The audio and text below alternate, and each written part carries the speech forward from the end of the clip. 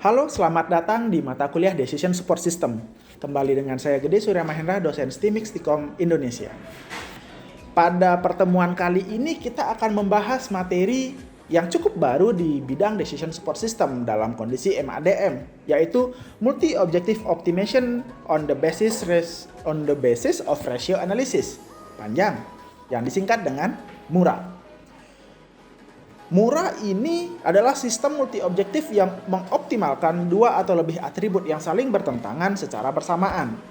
Metode MURA memiliki tingkat fleksibilitas dan kemudahan untuk dipahami dalam memisahkan bagian subjektif dari suatu proses evaluasi ke dalam kriteria bobot keputusan dengan beberapa atribut pengambilan keputusan. Metode ini memiliki tingkat selektivitas yang sangat baik karena dapat menentukan tujuan dari kriteria yang bertentangan, di mana kriteria yang dapat bernilai menguntungkan atau benefit atau tidak menguntungkan atau cost. Metode MURA diterapkan untuk memecahkan banyak permasalahan ekonomi, manajerial, dan konstruksi pada perusahaan maupun dalam proyek. MURA memiliki kelebihan, yaitu sangat sederhana, stabil, dan kuat. Bahkan metode ini tidak membutuhkan seorang ahli di bidang matematika untuk menggunakannya, serta membutuhkan perhitungan matematis yang sederhana. Metode MURA memiliki hasil yang lebih akurat dan tepat sasaran dalam membantu pengambilan keputusan.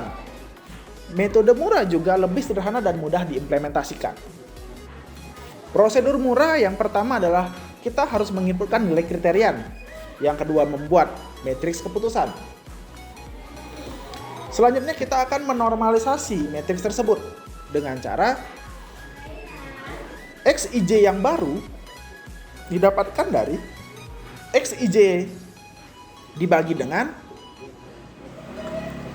dalam akar jumlah dari masing-masing XIJ dikuadratkan. Untuk lebih lengkapnya nanti kita akan coba dalam sebuah studi kasus. Selanjutnya kita akan menghitung nilai optimasi terbobot, di mana YJ atau nilai prosedur MURA itu adalah hasil dari jumlah matriks terbobot yang bernilai benefit dikurangi jumlah nilai terbobot yang bernilai cost atau kerugian. Selanjutnya kita akan melakukan perankingan. Alternatif yang memiliki nilai akhir YI tertinggi adalah alternatif tersebut merupakan alternatif terbaik dari data yang ada.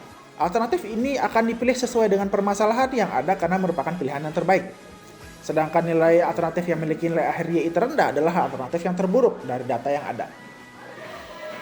Untuk lebih jelasnya dalam metode MURA, kita akan lakukan studi kasus. Kita akan cobakan dalam sebuah studi kasus. Kita memiliki sebuah contoh soal, di mana pada bagian promosi di perusahaan yang bergerak di bidang perjalanan wisata, ingin melakukan pemilihan terhadap objek wisata yang di daerahnya sebagai rekomendasi bagi turis pemula dari mancanegara. Adapun objek wisata yang sedang dianalisis terdapat 5 kandidat dengan 4 kriteria. Kriteria tersebut adalah keindahan alam, keindahan budaya, keamanan, dan sarana prasarana. Di mana hasil dari alternatif dan pengobotan tersebut dapat dilihat pada tabel berikut. Kita masuk ke langkah-langkah penyelesaian MURA. Yang pertama adalah membuat matriks keputusan. Pada baris pertama bernilai 3, 300, 2, 0,8.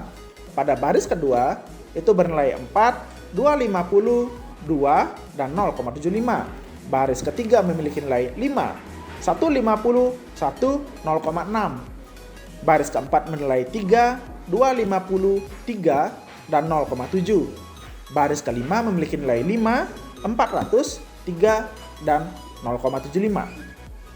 Yang pertama kita akan lakukan pembuatan matriks normalisasi, di mana XIJ yang baru adalah nilai XIJ dibagi kuadrat dari jumlah XIJ dikuadratkan. Oke.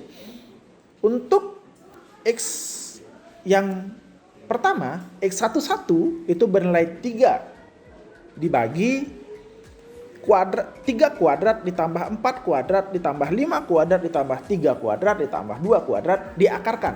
Sehingga hasilnya adalah 3 dibagi akar 84. Atau dalam hal ini 3 dibagi 9,1652 menghasilkan 0,327. X21 menghasilkan nilai 0,436. X31 menghasilkan 0,546.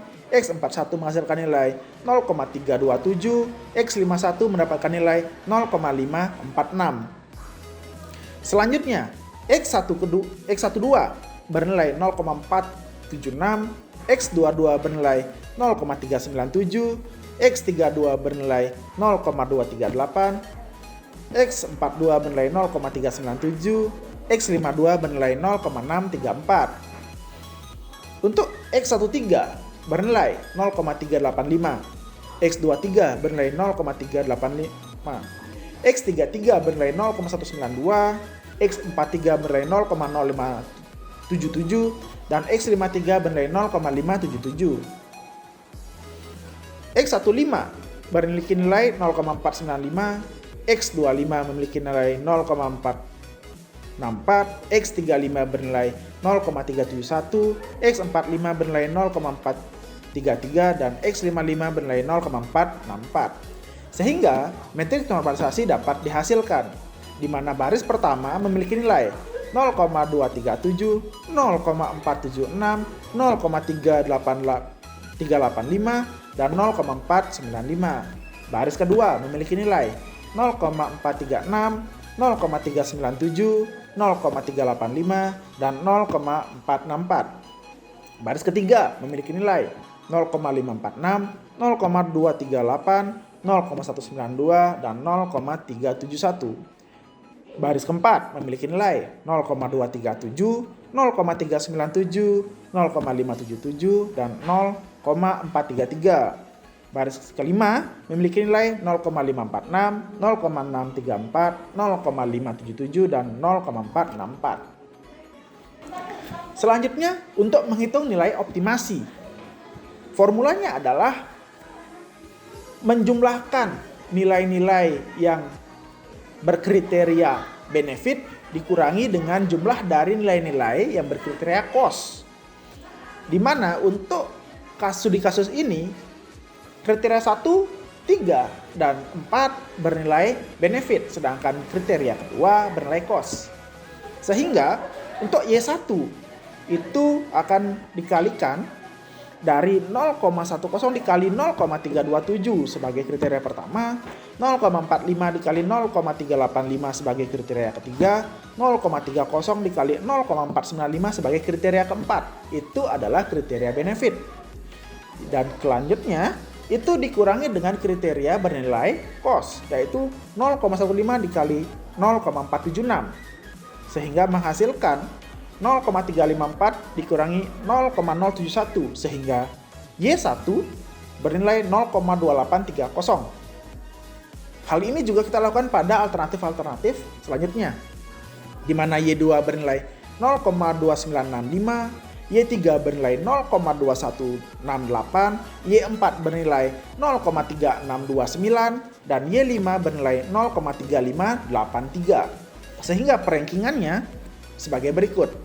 Alternatif 1 memiliki nilai 0,2830. Alternatif kedua bernilai 0,2965.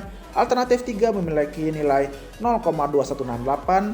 Alternatif keempat 0,3629 dan alternatif kelima bernilai 0,3583. Sehingga ketika kita urutkan, yang memiliki peringkat pertama adalah alternatif keempat disusul dengan alternatif kelima sebagai peringkat kedua, alternatif kedua sebagai peringkat ketiga, alternatif pertama sebagai peringkat keempat, dan alternatif ketiga sebagai peringkat kelima. Jika kita tampilkan dalam grafik sebagai berikut.